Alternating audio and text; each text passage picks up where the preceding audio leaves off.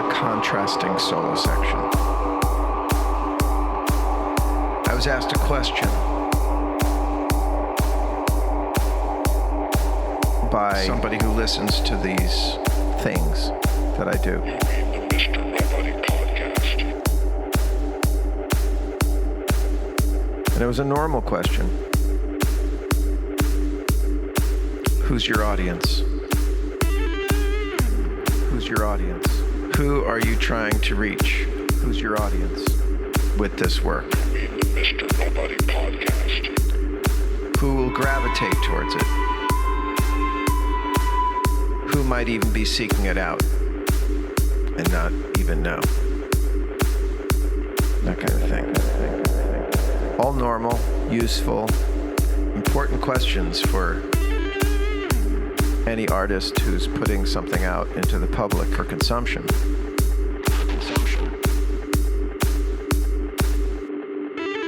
Public needs to know. They don't care.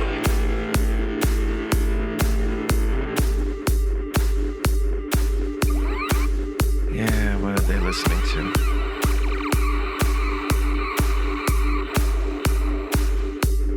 For example, that's a toy gun right here.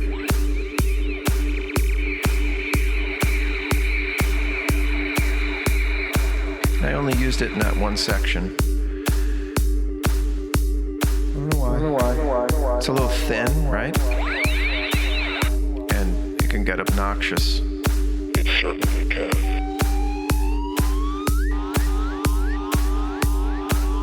That is a slide whistle, which I have right here. Just a little bit of effect on it. Just a little.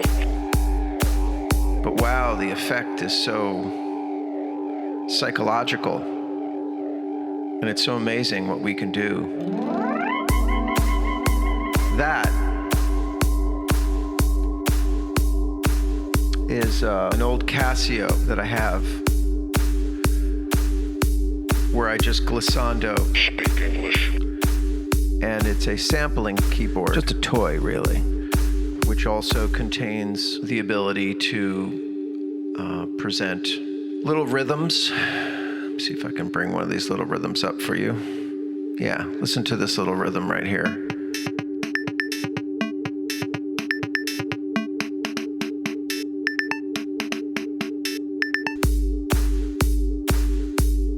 And a lot of it is editing. I hope so. I record too much as I feel like, and then I start to take away to give some space. And of course, this heavy beat gets a little oppressive. Yeah, but buried in it, it really drives the whole tune. Is that right? Say that again. Thank you. The yeah is this thing. I don't know, is that a sheep, a goat? Neither. And then I double it with a kind of thing. Fascinating. And I use it as a sort of, as an encouraging tool, as a tool to goad me on. All this has a point, which I'll get to. Please do.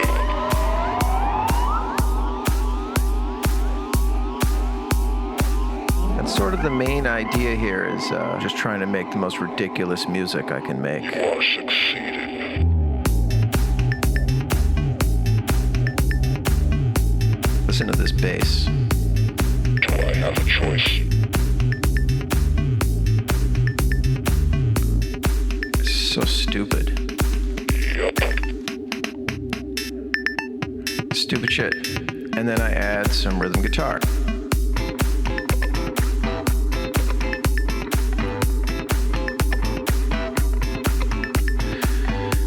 You get the idea. Not really. And all of this has been tracked because I manually figured out the beat of the Casio. No comment.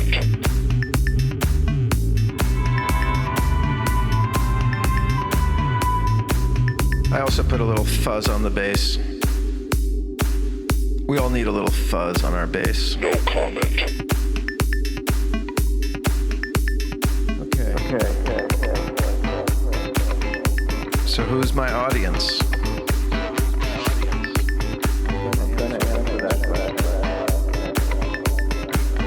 I'm going to answer that question. But the other question was about my process, how I make this stuff, particularly the music. Nobody cares.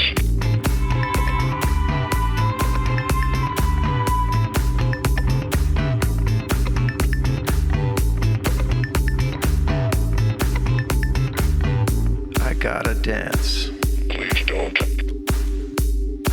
Right. I kind of thought it needed a little bit of counteracting the disco, so I added some rock guitar.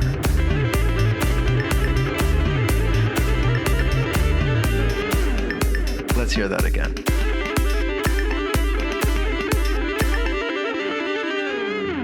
It's really stupid shit. Yep. Now some guitar stabs. I had more, but they weren't serving any greater function. Tell me about it. So just that one. Next, I would put in a secondary guitar theme. Yeah.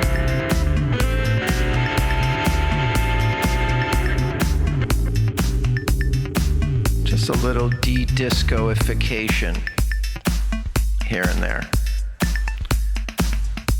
Now, the music is making itself. What? And in some way, I'm subjecting you to it. True. That's unfair, right? No comment.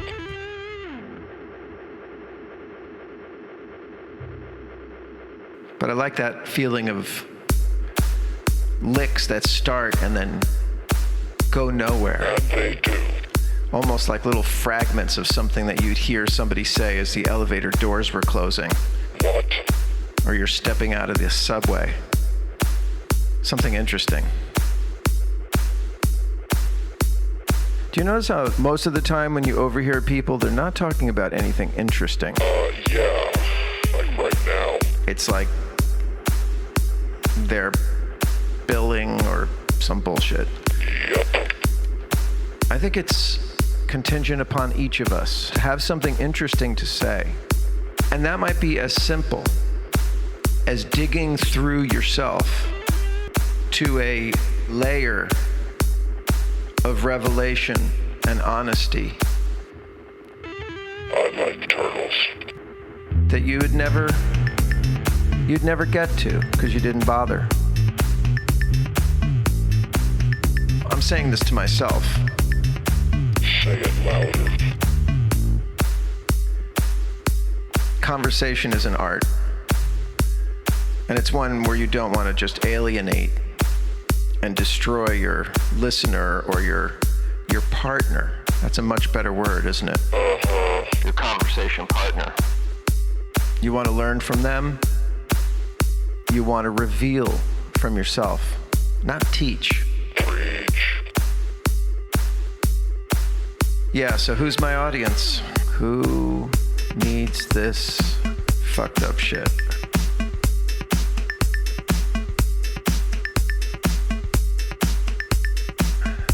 All right, let's see what else I got. Oh, right.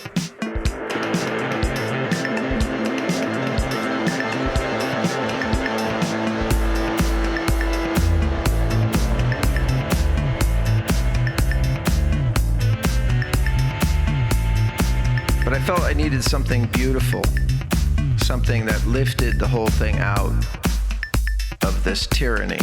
Yep. So I thought, this type of sound.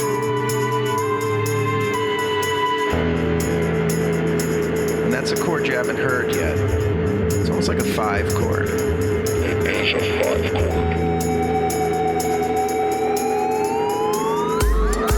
And it's the only time I'm going to use it.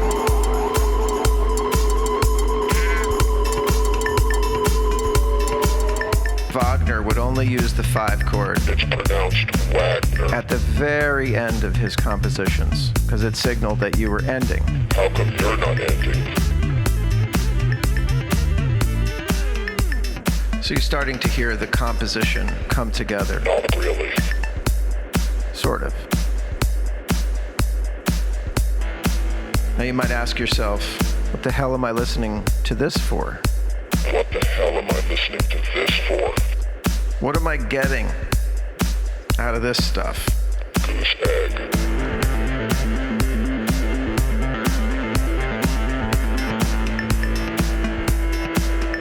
There's just a little jive-ass rock guitar in there, which, by the way, is a little miniature headless guitar that I play. It's small and conveniently grabbable. Nobody cares. What's this coming? Little departure.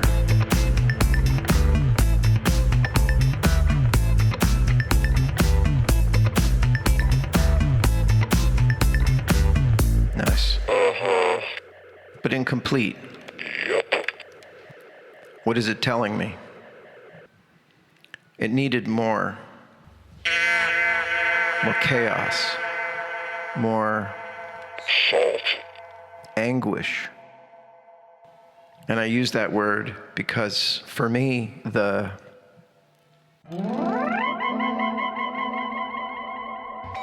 emotions that I'm feeling have a lot to do with anguish. Define anguish. Let's just look up that word.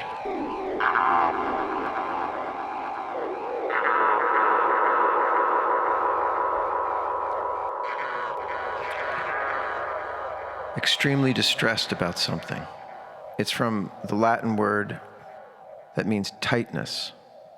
Tightness. Narrow. Yeah, that's what I feel. Constricted, defined by that constriction. My existence is defined by that feeling. Highly distressed. At one point, I never thought I would make music again, but I have. I performed. I tend to avoid contact with people, performing for them, or making joyous music. And these podcasts are like protest songs. Does that make sense to you?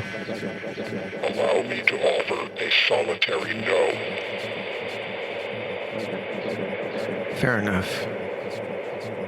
What I mean by protest is that I can't help but be against the activity that he killed himself with. I can't help it. I can't excuse it or normalize it or turn it into some sort of victimology that the drug abuser is receiving. Yeah, they're victims at a certain point of the bullshit game they're involved in. But we're all the victims. We're all the victims. The real victims are the families, the loved ones, who are left destroyed. And I'm not just talking about myself. When you see it, you'll know it. I've seen people who will never be the same again. Mr.Nobody. And it's because the people they love, and in some cases love the most, took themselves out of the race. Out of the genetics race, out of the life race, out of the fucking game.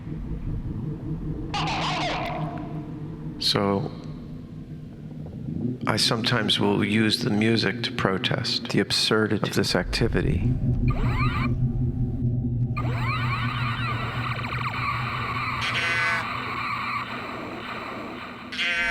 And I know I'm seeing things through a very constricted and narrow prism. And I really am trying to expand that. But whenever I think of my son, and I see him in that coffin, and I know that he had great things in store for him, or could have, Should have.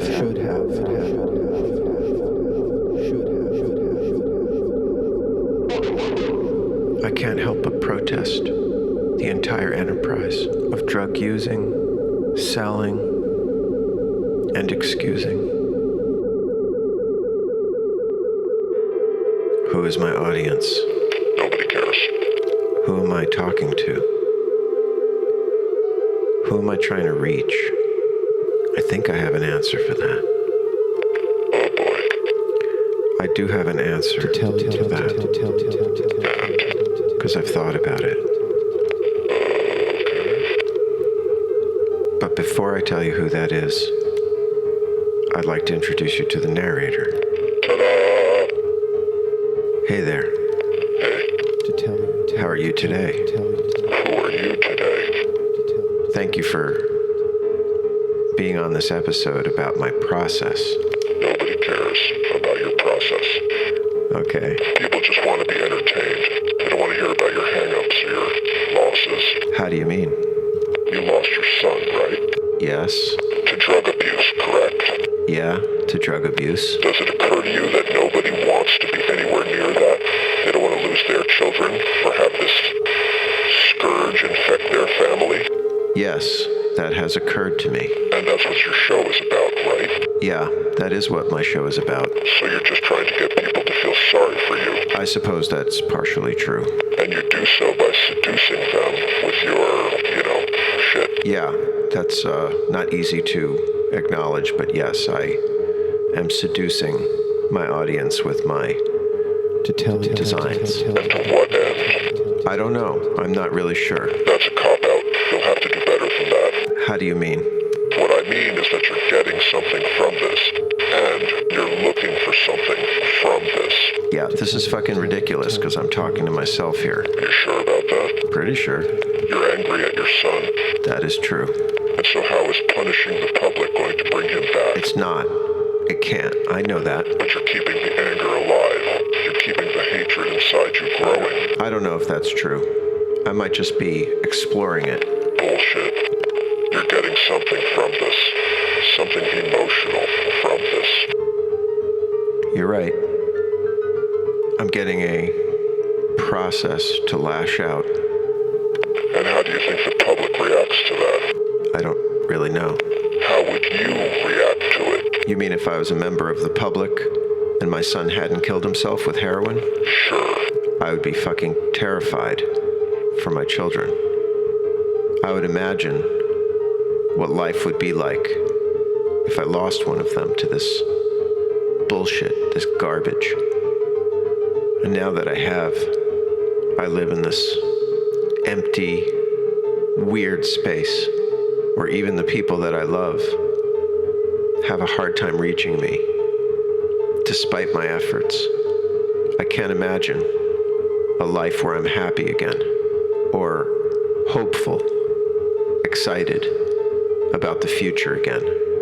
And doing this stuff is just, I guess I'm medicating. That sounds honest. And I'm angry as fuck, and disappointed, and sad beyond words. I can't describe it. Try.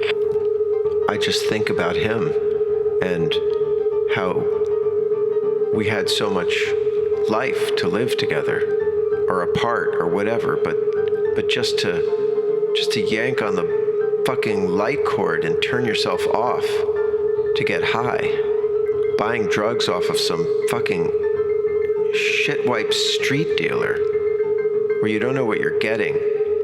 It just feels like such an unequal consequence. And I feel guilty because I know people are suffering and they're struggling and they're trying, and it's hard to care because he's dead, because I don't have anyone to rescue from my own tribe. That's revealing. And that might sound terribly selfish. Yep. And I feel guilty about that, but my son was like my arm, my mirror, my other. And the loss is too extreme to call this thing a disease or a depression.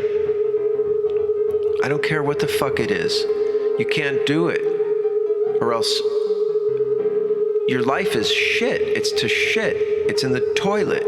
That is true. And just the carnage, the wreckage, the depression, the sheer humiliation, grief, shame, and rage is overwhelming.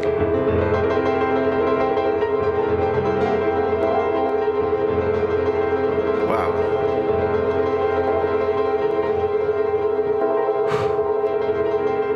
That wasn't very artful. Nobody cares.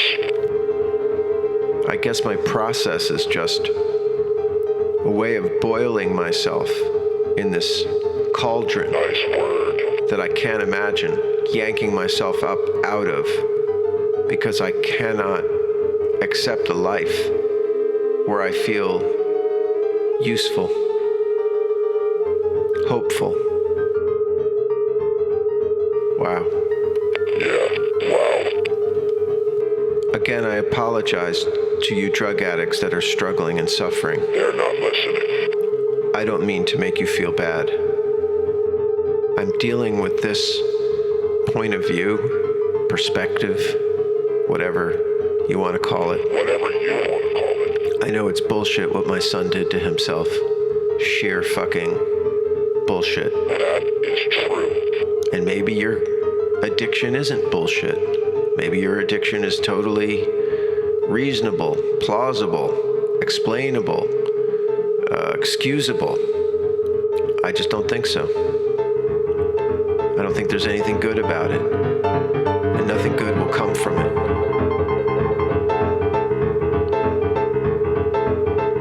I hate making these podcasts. I enjoy making music and fucking around with sound. Don't get me wrong there. Who are you addressing? But I truly hate why I'm doing it. And I think under that hate is a lost love. Like a love that does not know where to place itself.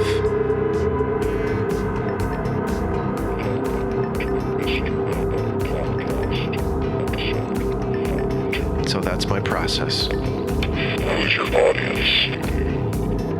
My audience is my son. Talking to him. He's dead.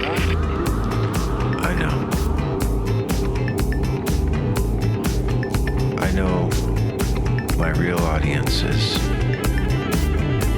myself. There you go. Fucking ridiculous. Yeah. And why don't we listen to the whole composition? I'd hardly call it a composition. Fair enough. I know my son would have enjoyed these. Say what? Let's roll the tune. Mr. Nobody. And me. Oh.